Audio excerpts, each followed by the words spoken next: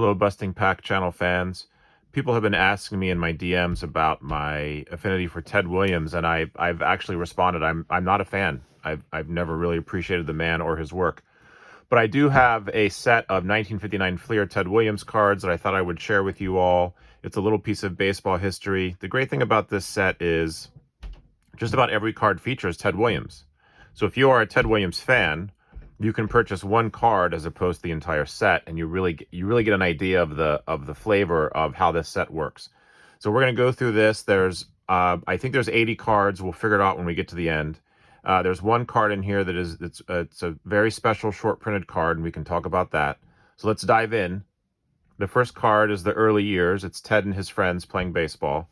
The second is Ted and Babe Ruth, and they're playing that game where you put your hand up the bat, and whoever ends up their hand at the top of the bat, they win the bat. So that's that game they're playing. Then we've got some other cards of Ted early in his years, and we've got some other cards here. And here's Ted and his friend Jimmy Fox, who was known as Double X. And here is Ted and another guy in a hat. And Ted shooting.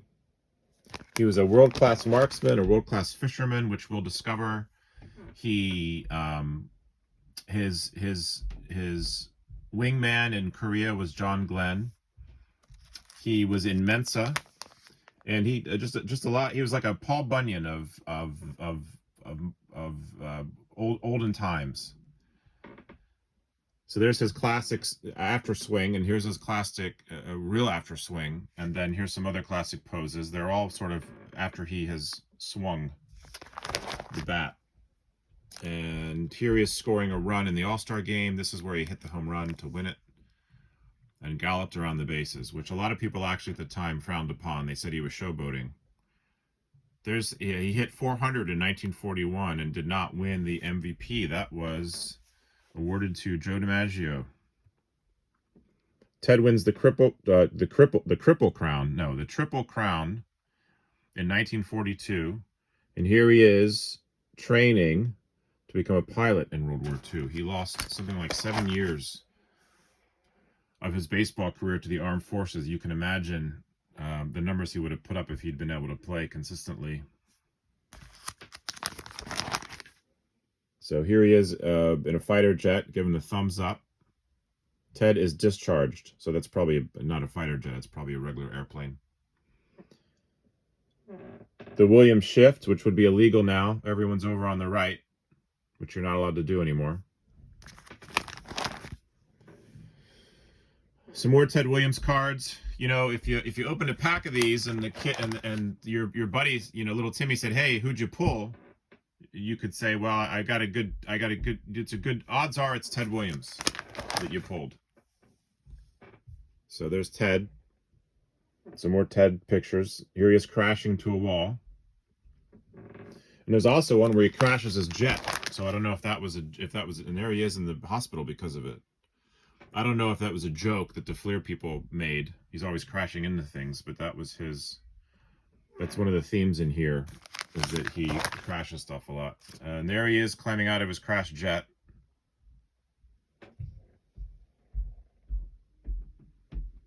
Throwing out the first pitch. Here he is taking a bath. You don't see that too often these days. Some more swinging. There he is fishing. He's caught a big fish. Some other, there he is. Some more stuff. Now I like the baseball. I like the baseball theme. Some of the other themes in here, the fishing, the shooting.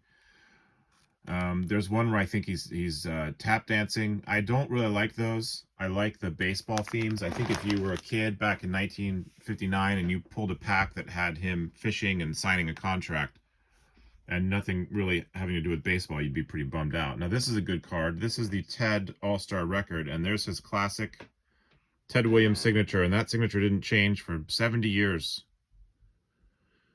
It's a beautiful signature. Here he is with his daughter, I think. Yep, daughter and famous daddy.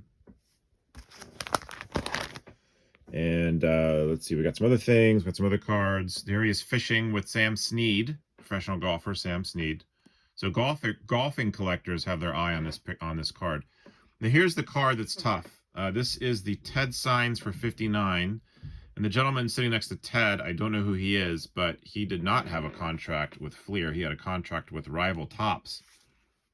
And when Topps saw this card being issued, they had an embolism, and they called up Fleer and said, "How dare you put a photo of this unknown businessman on our cards? We have on your cards. We have them under contract." And so Fleer ended up pulling this card out of production relatively early on. So there's just not a lot of these. I've had a couple of subscribers send me a note saying that this is a fake, and I assure you it is not a fake, as far as I know. All right, Ted. Here's Ted, and I'm not going to say who this is. Hold on, don't look. I'm going to block that out, and you send me in the comments who you think this guy is. All right, and all I will say is famous athlete, Native American, who won gold in the 1912 Olympics and is in the Hall of Fame in like 8 different sports. That's all I'm going to say. And played for the Carlisle School. Okay, there's another one of Babe Ruth. So if you are a fan of the Babe, you got a couple shots of pulling a Babe if you were to open up a pack of cards here. There he is fishing again. There's a lot of fishing in here. There is, and I made a joke about Paul Bunyan earlier, but there he is, Paul Bunyan and Ted holding a gigantic bat, which would not have gotten by the censors if we had done that today. And there he is at the end, Ted's goals for 59, because this set came out in 1959. And then because it's my favorite card, I have a couple extra examples of the Ted's All-Star record. So I think that is, yeah, wait, there was a guy hidden in the back here. Ted Williams, August 30, 1958. Which reminds me, I think it'd be cool if they made cards of players today that feature just one day. If you had a particularly good day, they would make a card of you with the date at the bottom and describe the stats. So instead of giving career stats or season stats, they would actually give you just stats for that day. Who you were facing, who was pitching to you, what was the count when you hit it. Just fun little things like that, little stats. They could even have now this is innovative. They could have a little schematic that shows you where you get your base hits in the strike zone. So there could be like in the top left, it could show that that's where that's your sweet spot. But if they pitch you down and in, you're always striking out. That would be a cool addition to any baseball card. So that's it for the Ted Williams 1959 set. I'm actually in the market for a wrapper. So if anyone has a spare wrapper, I'd be willing to trade for my extensive collection of 80s and 90s wrappers. I also am looking for the box that it came in. So it's like a blue box with Ted's facsimile photo on the top. So I hope everybody enjoyed this trip down Ted Williams memory lane, the Splendid Splinter.